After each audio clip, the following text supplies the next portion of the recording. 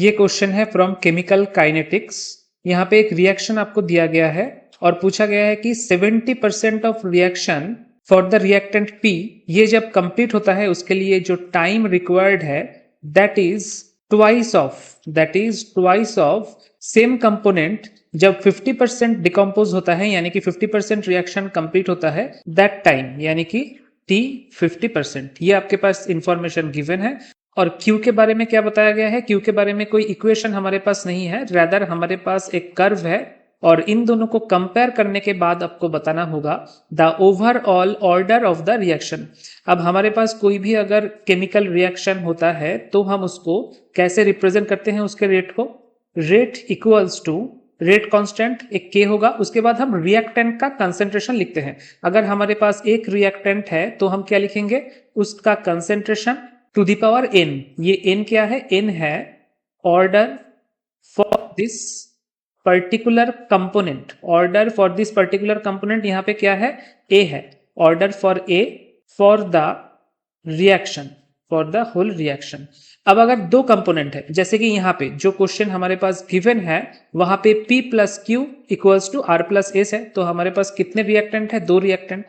तो P plus Q equals to R plus S. इस reaction के लिए अगर हम रेट लिखे तो क्या होगा? रेट इक्वल्स टू K, यानी कि रेट कांस्टेंट इनटू दोनों ही रिएक्टेंट का कंसेंट्रेशन हमको लिखना पड़ेगा P एंड Q। इसका मानते हैं N1, इसका मानते हैं N2। हमें N1 निकालना होगा कितना है और उसके बाद N2 निकालना होगा कितना है। दोनों ऑर्डर को अगर हम प्लस कर देंगे फाइनली N1 प्लस N2, तो ये हमारा मिल जाएगा overall rate of the reaction जो हमसे पूछा गया है। देखो क्या पूछा गया है कि overall order of the reaction क्या होगा, ये हमसे पूछा गया है। इस तरीके के क्वेश्चन के लिए मैं आपको 4 इक्वेशन बताऊंगा, बस उस 4 इक्वेशन से कुछ भी टाइप का क्वेश्चन हो जहां पे ऑर्डर ऑफ रिएक्शन आपको निकालना है, चाहे वो 0 ऑर्डर हो, फर्स्ट ऑर्डर हो, सेकेंड ऑर्डर, थर्ड ऑर्डर, आप उसको अप्रोच कर पाओगे, सॉल्व भी कर पाओगे। पहली बात तो आप ये समझ लो कि कोई भी नॉर्मल इक्वेशन को हम ऐसे लिखते हैं, ये हो गया रिएक्टेंट, ये हो गया प्रोडक्ट। हमें प्रोडक्ट के बारे में चिंता नहीं करना है रिएक्शन रेट लिखने के वक्त। हमें चिंता करना है कि जो रिएक्टेंट है उसका कंसेंट्रेशन के ऊपर रेट कैसे डिपेंड करता है। For example, rate will be equals to dA dt। इस साइन का मतलब है कंसेंट्रेशन ऑफ A। तो कंसेंट्रेशन ऑफ A टाइम के साथ कैसे बदल रहा है वो किसके ऊपर डिपेंड करेगा? ऑब्वियसली ओनली रिएक्टेंट के कंसेंट्रेशन के ऊपर डिपेंड करेगा, मतलब A के कंसेंट्रेशन के ऊपर डिपेंड करेगा। अब हमको ऑर्डर पता नहीं, A to the power n, इसका हमें ऑर्डर पता नहीं क्या है, तो हम n ही लिखेंगे। नेक्स्ट लाइन में हम ऐसे लिख सकते हैं dA by A to the power n varies as dt। अब इक्वल्स टू साइन में अगर हमें कन्वर्ट करना है, ये जो प्रोपोर्शनल साइन है इसको इक्वल्स टू साइन में हमें अगर कन्वर्ट करना है तो हमको एक कांस्टेंट चाहिए होगा। कांस्टेंट हम किसको लेंगे? रेट कांस्टेंट को, जिसको हमें K से डिनोट करते हैं। ये एक बात हमें ध्यान रखना पड़ेगा। और दूसरी बात कौन सा ध्यान रखना पड़ेगा कि हमेशा कोई भी रिएक्टेंट जब प्रोडक्ट के तरफ जाता है तो टाइम के साथ साथ रिएक्टेंट का कंसेंट्रेशन क्या होता है? घटते जाता है। रिएक्शन का कंसेंट्रेशन, जितना रिएक्शन आगे बढ़ेगा उतना रिएक्टेंट का कंसेंट्रेशन घटते जाएगा। तो इसलिए हमें एक नेगेटिव साइन यूज करना पड़ेगा। ये दो बात यूज करके हम इसी चीज को और एक बार लिखेंगे dA by A to the power n minus K dt। अब दोनों तरफ आप क्या करोगे? इंटीग्रेशन कर दोगे। टोटल आपको रेट इक्वेशन निकालना होगा, तो यहां पे भी इंटीग्रेशन साइन दे दो, यहां पे भी इंटीग्रेशन साइन दे दो। अब इंटीग्रेशन का एक लिमिट होता है, लिमिट मतलब इनिशियल कंसेंट्रेशन या इनिशियल टाइम से फाइनल कंसेंट्रेशन या फाइनल टाइम तक। तो इनिशियली इसका रिएक्टेंट A का कंसेंट्रेशन कितना था? हम इसको ऐसे लिख सकते हैं A0। और फाइनली इसका कंसेंट्रेशन क्या हुआ at time t? At time t इसका कंसेंट्रेशन AT। तो हम लिमिट लिख सकते हैं A0 टू AT। यहां पे भी टाइम सबसे पहले क्या था? 0 टाइम से हम शुरुआत करते हैं कोई भी रिएक्शन का, और उसके बाद मान लीजिए t टाइम में कितना कंसेंट्रेशन होगा यह हमें निकालना है। तो इंटीग्रेशन का लिमिट होगा 0 से t तक। अगर इसको आप इंटीग्रेट करोगे तो आपके पास फाइनल एक इक्वेशन आएगा, लेकिन एक चीज यहां पे वेरिएबल है, क्या है? n is a variable factor मतलब मैंने आपको नहीं बताया है कि ये कौन सा ऑर्डर रिएक्शन है। मैं आपको 4 इक्वेशन बताऊंगा। एक है फॉर जीरो ऑर्डर रिएक्शन, बाकी दूसरा तीसरा चौथा कौन सा होगा, first order, second order and third order. तो पहले देखते हैं जीरो ऑर्डर रिएक्शन के लिए क्या होगा। अगर n इक्वल्स टू जीरो होता है तो आप बताओ something to the power zero हम क्या मानते हैं, वन मानते हैं। तो ये इक्वेशन बहुत ही आसान हो जाएगा। यहाँ पे नीचे का पार्ट अगर वन हो गया तो इस इक्वेशन को सॉल्व करने के बाद you will have this equation A T minus A zero equals to K T.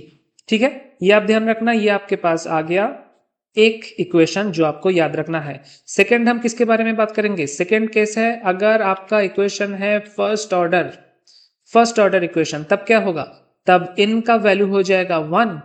तो इसको इंटीग्रेट करना पड़ेगा dA बाई a, इस पे इंटीग्रेट करना पड़ेगा और इस इक्वेशन से आपको क्या मिलेगा, इस इक्वेशन को अगर आप सॉल्व करें तो finally you will get ln a0 by at equals to kt।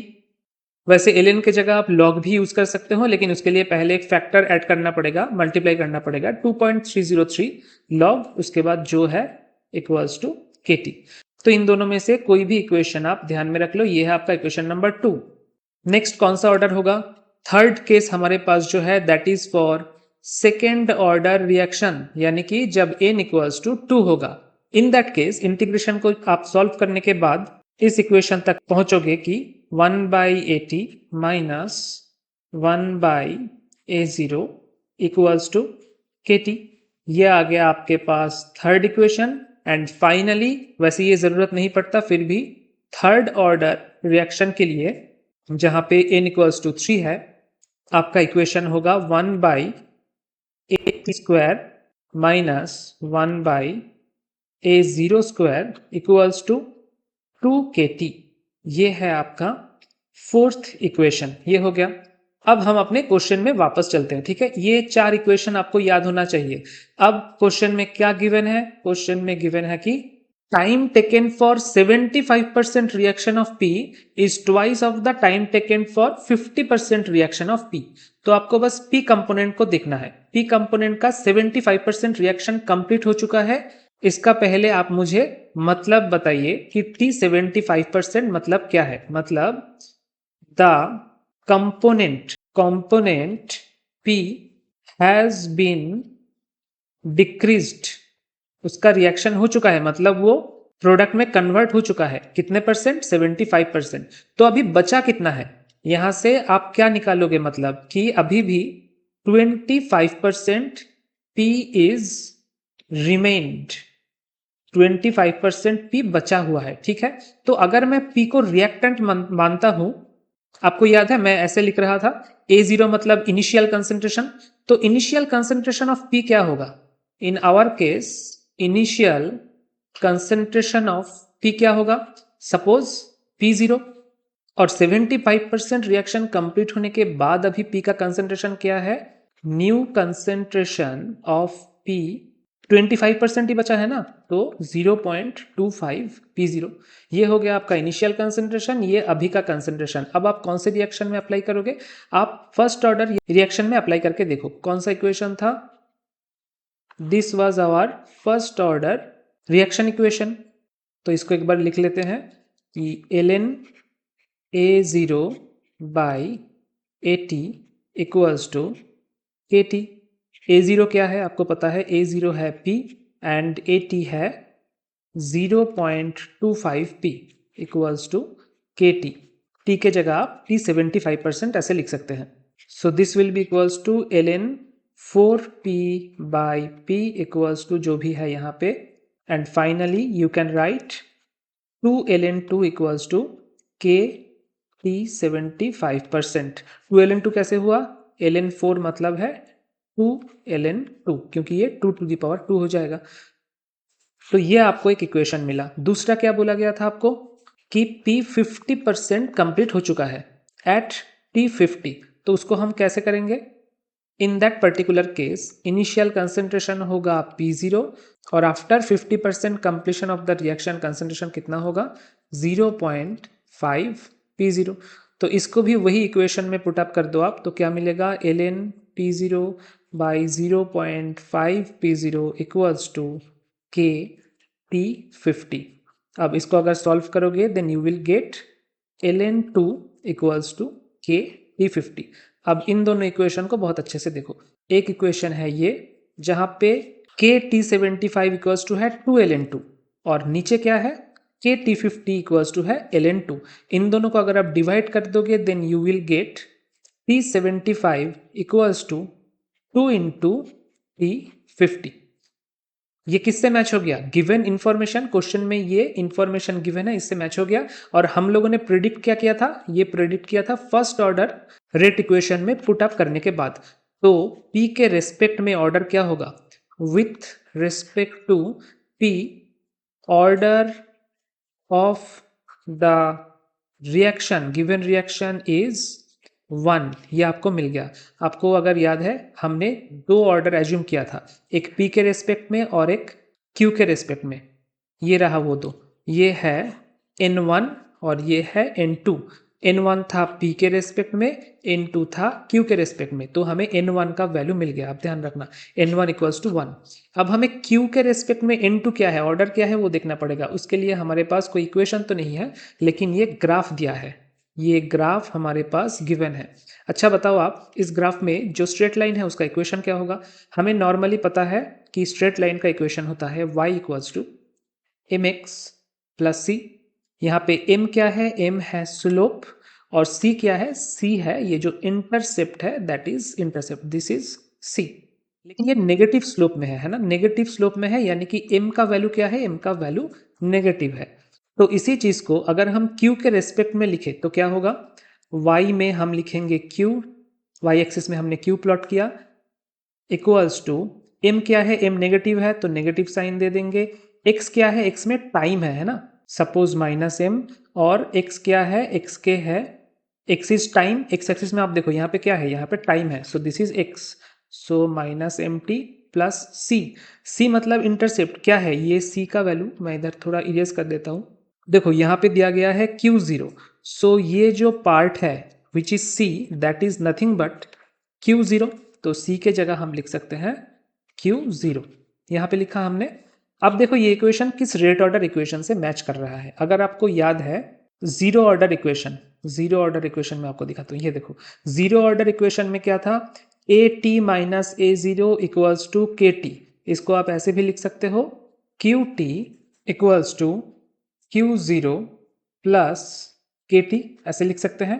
और यहाँ पे हमने ऑलरेडी इंटीग्रेशन करने के वक्त एक नेगेटिव साइन एज्यूम कर लिए थे। यहाँ पे आप देखना इंटीग्रेशन हमने जब यहाँ पे किया था माइनस के डी टी का, तो एक नेगेटिव साइन हमने एज्यूम कर लिया था, तो इसीलिए नेगेटिव साइन यहाँ पे नहीं आया। But this resembles the equation of zero order kinetics. So Q के रेस्पेक्ट में ये हो गया आपका फिर जीरो ऑर्डर काइनेटिक इक्वेशन। तो Q के रेस्पेक्ट में N2 का वैल्यू कितना आ गया, N2 का वैल्यू आ गया 0। इसके पहले P के रेस्पेक्ट में N1 का वैल्यू कितना आया था, 1। सो N1 प्लस N2, ये देखो N1 का वैल्यू 1 था हमारे पास ऑलरेडी, N2 का वैल्यू आ गया 0। सो करेंटली हमें क्या चाहिए, N1 plus N2, N1 plus N2 है 1 प्लस 0 इक्वल्स टू 1। ऑप्शन में देखते हैं कौन से ऑप्शन में ऐसे है, ऑप्शन डी में है 1, so option D will be your correct choice.